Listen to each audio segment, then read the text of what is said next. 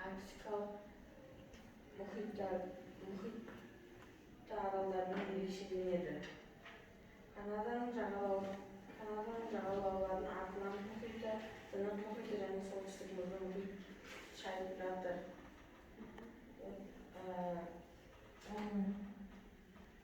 Елдің тарихындағы басты кезеңдер. 1 шілде 1867 жылы Британия солтүстік Америка актісі құрылды. 10 желтоқсан 1931 жыл Вентистік статус. 17 сәуір 1982 жылы Канада актісі қабылданды. Тарихи кезеңдер ойы, тоқталсаңыз. Басты кезеңдер. Елдің табиғат ерекшеліктері. Канаданың жері үлкен болғандықтан бірнеше климаттық белдеулер бар.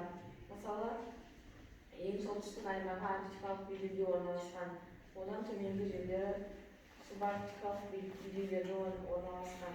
Солтүстік аймақта үнемі қармен мұз жатады. Ол аймақта тундра бар. Ең суық аймақтарда осында.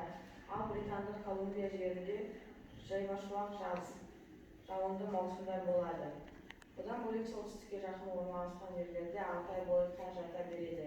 Ең төменгі температура ретінде тіркелген көрсеткіш -63 градус. Жақсы. Келесі не бойынша отырауымыз. Келесі мына топтан бізде кім әсел айта алады? Түркия мемлекеті Азия және Еуропа құрлықтарында орналасқан мемлекет. Жер көлемі жағынан 37-ші орында алады. Тәуелсіздігі 1923 жылы алған.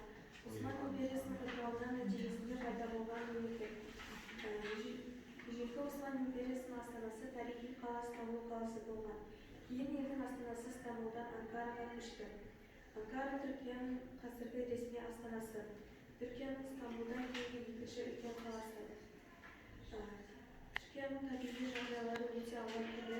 Климаттық аймақтары мен жергілікті табиғи кешендердің көптігінде бұл Шығыс жерорта теңізінің ең қызықты елдерінің бірі болып табылады. Түркия табиғи кешендері өте гетерогенді. Бір жағынан мұнда Азия құрлығында тұратын өсімдіктер мен жануарлардың барлық түрлерінің төрттен бірін табуға болады. Жалпы алғанда жасыл аймақтар ел аумағының тек 26% алады. Бірақ олардың 3-тен бірі нағыз ормандар, ал қалғандары тығыз орман алқаптарының орнында қалыптасқан бұталар мен орманды дала. Сондай-ақ мәдени екпелер. Түркияның негізгі халқы атауы түріктер. Жалпы саны әртүрлі дерек бойынша 70 миллион 90 миллионға дейін барады. Діни сенімі ислам діні. 97,8% мұсылман. Тарихтан түріктердің лауазымы мен қызметіне тұрмыс жағдаймен қоғамда алатын орнына қарай паша, хазіретлерге бей, шейх, эфенди, аға, ханым деп атау дәстүрі бар екенін білеміз. Қазіргі таңда түріктер ұғымында бей, мырза, эфенди және тағы басқа атаулары әл-ақуатымен, ақыл-парасатымен, сый-құрметке ие болған беделді азаматқа лайықты. Дәстүрлі аспабы бағлама ағаштан жасалатын дәстүрлі әуен түрік халқының қан-тірен сонымен шетеді. Түріктер өте қонақжай халық болып келеді. Келген қонаққа иесі әрқашан ең жақсысын ұсынады. Бас тарту әдепсіз және иесіне қызметушіліксіз қарау деп саналады. Шаруашылығына келсек, аса қарқынмен дамып жүрген салалардың бірі автомобиль өндірісін айтуға болады. Оның ішінде мынандай танымал автокөліктерді жасап құрастырып шығарды. Toyota, Honda, Hyundai, Mercedes, Benz дегенде автокөліктерді жарық шығарды. Түркияда туризм өте жақсы дамыған. Елде көп теңіздік курорттар мен көз тартарлық небір орындары бар. Ең әйгілі туристер орындар Стамбул, Эгей теңізі, Жерорта теңізі және тағы басқа Түркияның туристік орталықтарының бірі, тарихи қамалдарының танымал.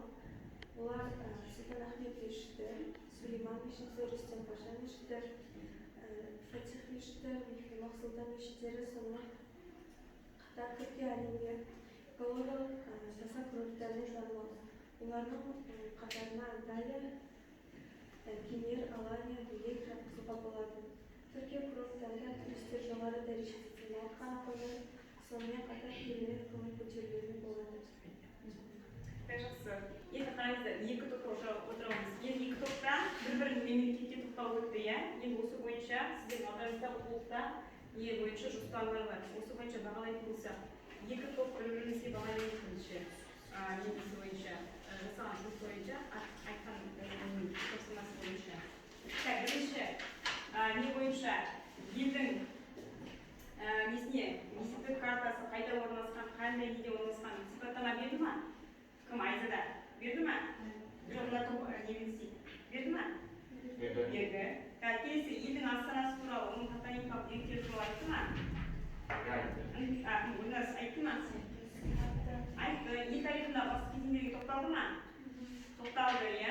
Сосын елдің табиғат ерекшеліктері жөнінде Канадаға айтылып қой, иә? Тыңдадыңыздар ол, да? Ел халқының салт дәстүрлерінің мәдениеті. Иә, айтты.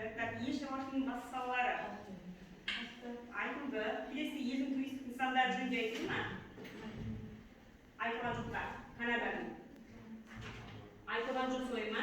Так, жақсы. Келесі кім әсерінің несі бойынша кім ардақ кім айтыда? Енді сіздер бағалаңыздар. Турцияның елдің визиттік картасы айтылды ма?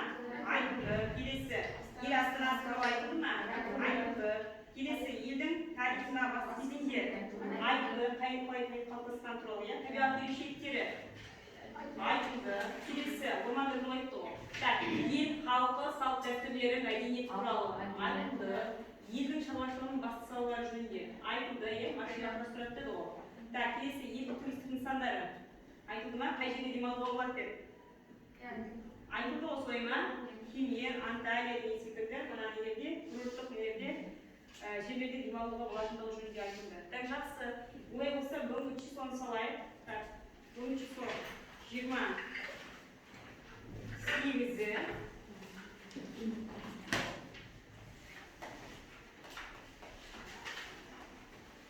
Так, тақырып қыздарымыз. Так, сіздерде елу бірінші тақырыпқа сәйкес келеді. Ғаламдық проблемаларды шешу жолдарын жазамыз. Ғаламдық проблемаларды.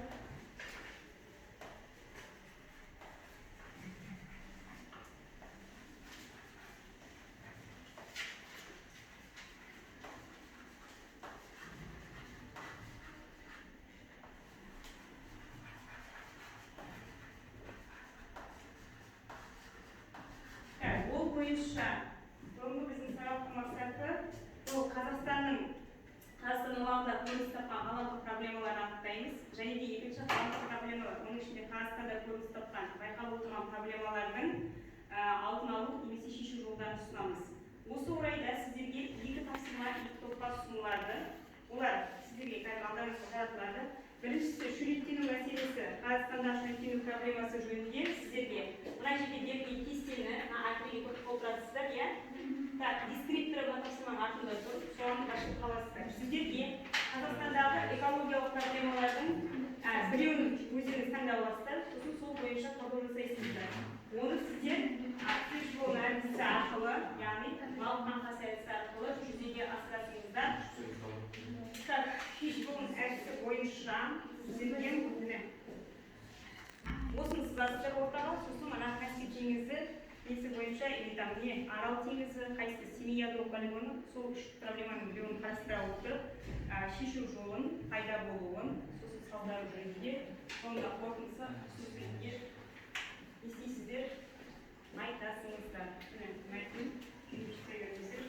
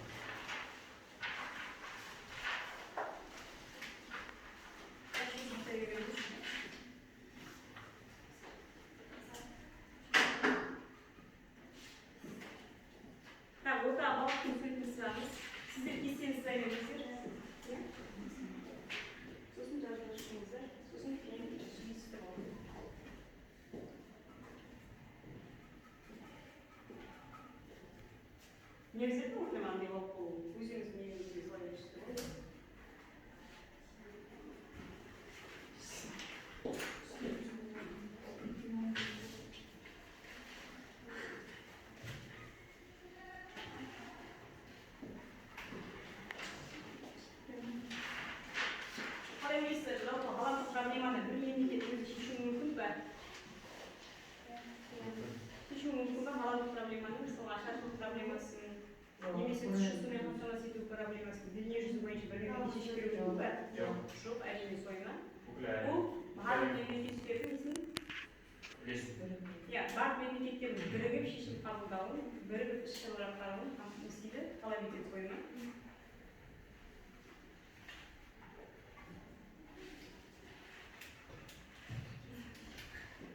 Так, мәтін оқып, таныса беріңіздер, біреуінің суретін солай беріңіздер, сосын сол бойынша нелерді, басты нелерді жеке жазасыңыздар бар. Мына менің мәселенің тақырыбының басына жазасыздар, халықтың басына, сосын келесі туындау себебінің үстіне, салдардың астына шешуін жолынан өткізді. Түсінді ма? Тапшыректерін тапшырыңыздар ма? Таратыңыздар ма? Оқылыңыздар ма? Сосын қазір не істеген мезгілде бір-біріңізді нені біткен мезгілде екі топ бірін-бірі тыңдайды. Сосын сол бойынша бір-біріңізге баға бересіздер. Так, ол баға беру жүйесі алдарыңызға таратылған графта бар.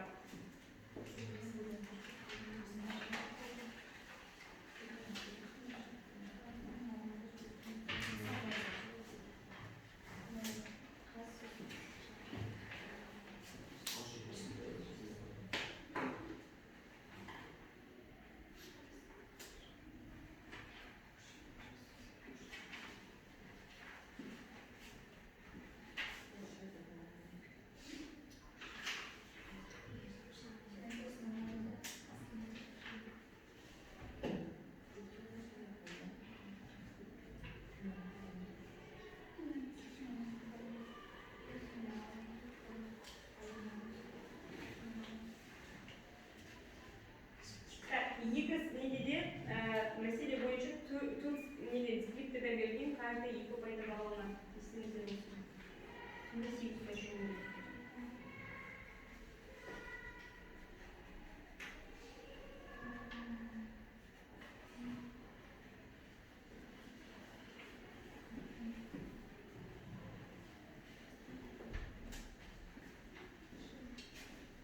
Так, не жазатындарыңызды уже қарап шығып қойыңыздар ғой, иә? Не жазатындарыңызды қараңыздар.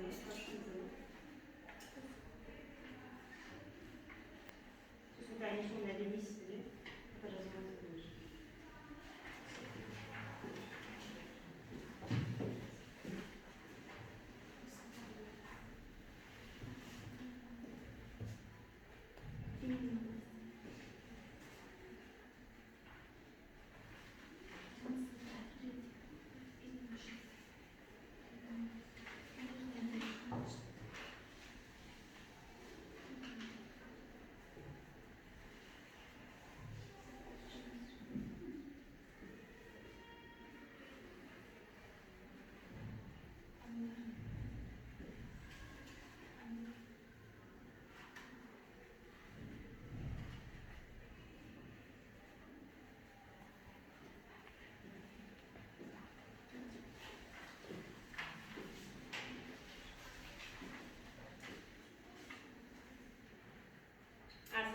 Siz böyle